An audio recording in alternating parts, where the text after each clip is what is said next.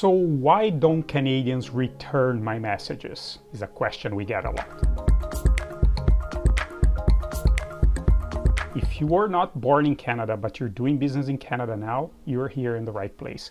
Click here the subscribe button, set up the alert, and if the content of this specific video is useful, let us know by clicking the like button. So what we see a lot is the lack of engagement on the part of the Canadian potential buyer or referral source. It's very real. Like there's this lack of engagement. People are not engaged.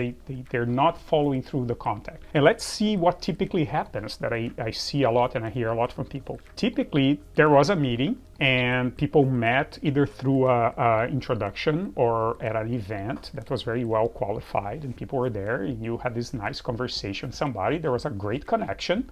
Connection was great. People were friendly. They were interested. They told you to make the contact with them because they said, well, yeah, it seems very interesting what you sell, and yeah, contact my business, my company, or contact, my colleagues would love to hear about that. It's not just necessarily the top decision maker, but anybody that you're talking about here, that you're talking to that may be interested in what you sell, may have indicated to you that it seems that you would be a good fit for their company, right? And they extend their arm to you, say, yeah, looks like it's a good idea. They even give you their business card. And here's where some of the problems may start, because the business card comes with a lot of information, right? Has the person's name, their position, their phone number, some still have fax number, but cell phone number, email address, and all that. And then you start making the contact with these people and realize that the messages are not being returned, are not being answered. So what may be happening? Well, let's look into details here. What may be happening?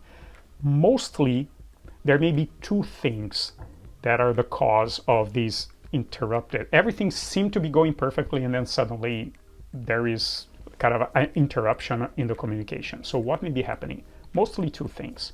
The first thing I see a lot with people that come from emerging countries to Canada that use the channel of communication that is not a channel of communication that Canadians are comfortable with. For example, in Canada, you always contact people for business reasons by email. In many countries, email is almost like a thing of the past. It's not as agile anymore. People use other communication platforms, and typically WhatsApp, for example, is a very big one. Or people just pick up the phone and phone calls or some type of text messaging. And because somebody gave you the business card with their contact information that may have their cell phone, you may think, I just entered the cell phone, I'll send them a direct message. They gave you the business card, so you may be tempted to think it's okay. Well, if they gave me the card, I'm going to use the channel that they offered me. Let's look in a minute what actually happens. What's the second thing that may be happening is that your message may be too open. When you're contacting people, you may be contacting them with a very open message as opposed to a closed, focused message. What do I mean by that? Is that the open message is, yeah, we met at that event, that was great, let's get together and talk more about business. Oh, let's talk more detail how my business can help your business. These are very open propositions, and as we have discussed in other videos here in this channel, Canadians have a very busy life in terms of juggling responsibilities at work and at home, and people tend to leave work relatively early compared to a lot of countries, and because of that, people have their time very constrained during the day. You know, they will give you a 30-minute window, and that's all you're gonna have. You don't have a lengthier meeting, and people tend to stick to their schedule. If they already have meetings that day, they're not gonna arrive late to the next meeting because your conversation with them is going great. They're gonna interrupt you. They say, sorry, I have to jump to the other meeting. So because of all that, open communication is very confusing, because when you tell a Canadian, say like, yeah, let's have a chat, people are like, why, right? I have 18 things that are top priorities on my desk right now that I really need to get done before Friday. Why am I going to dedicate time? I met this person, they're nice enough, we had a nice conversation, but I don't understand why a conversation with this person is gonna move up into my priority list. So in order to do that, you have to close or to focus your communication. How do we do that? Everything I'm saying here seems to be a bit confusing. It's like, well, I guess I get what you're saying, but like, okay, how do I translate that into practical steps? Well, we have our platform here called Your Business in Canada, where we are by your side in this journey, side by side as you take the steps, and you're doing that as part of a group of other immigrant business people that are building their success in Canada.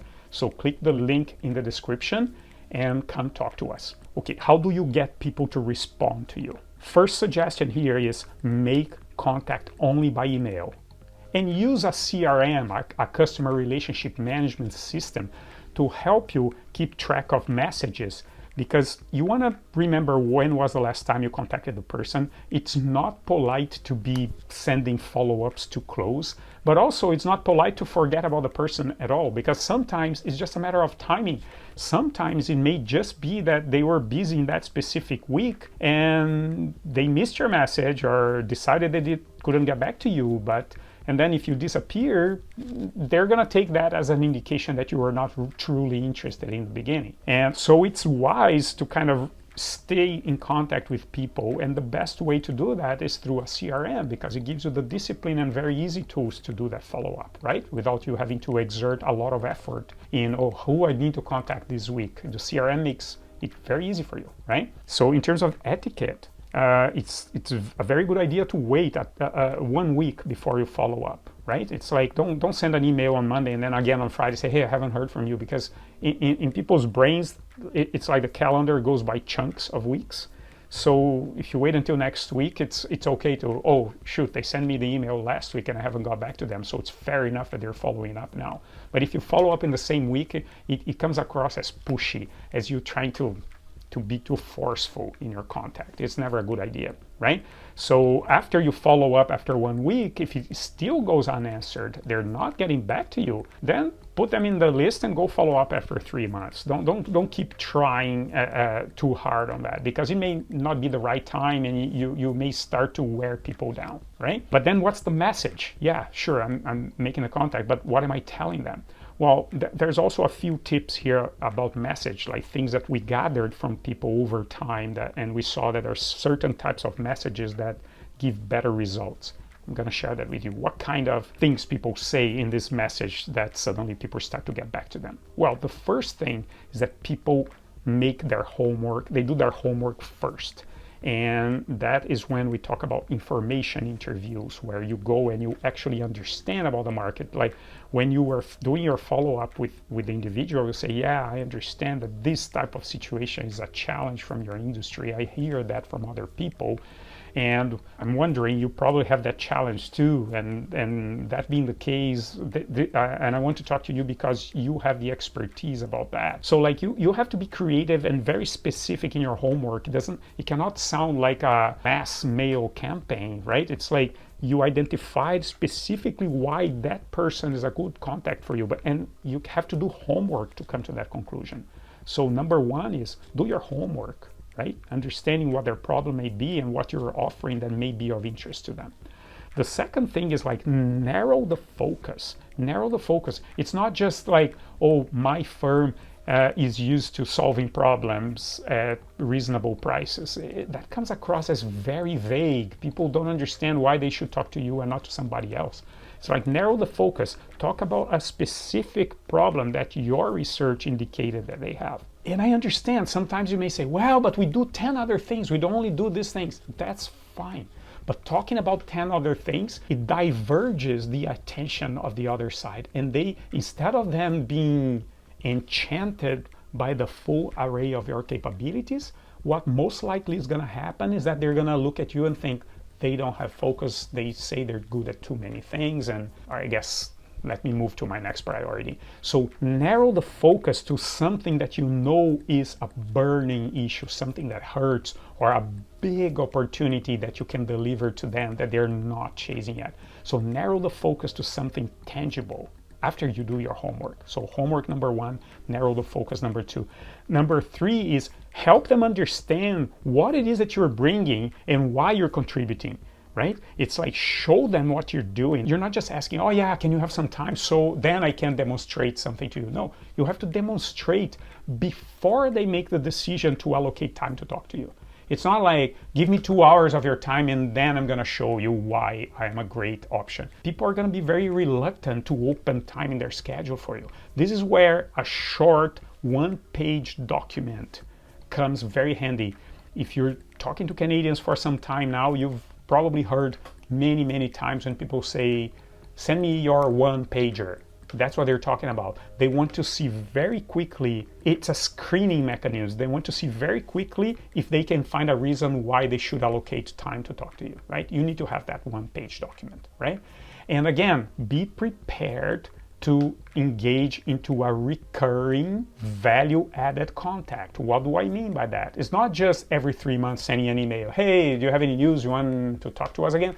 It's like, make sure you bring something of value to them. Say, listen, when we talked in whatever, I remember you mentioned that this thing was an issue. Well, I was just seeing this thing that we did for one of our clients and solved that specific problem. Yeah, I just want to share with you. Look at the kind of results they're getting. Yeah, that would be great. Like, can we talk? Or when we talked last time, you spoke about a trend in the industry that you believe within 90 days this is what's gonna happen. And guess what? I was checking the news the other day and I saw exactly such a valuable insight. I'd love to talk to you a little more because we're in the process of implementing our strategy here in Canada, and the valuable insight of somebody like you that seems to see into the future would be great. Can we have a coffee? So like, you need to give a specific reason why they think it will be a good idea to talk to you, okay? There are 2 other videos here now that are more helpful along these lines as well for you.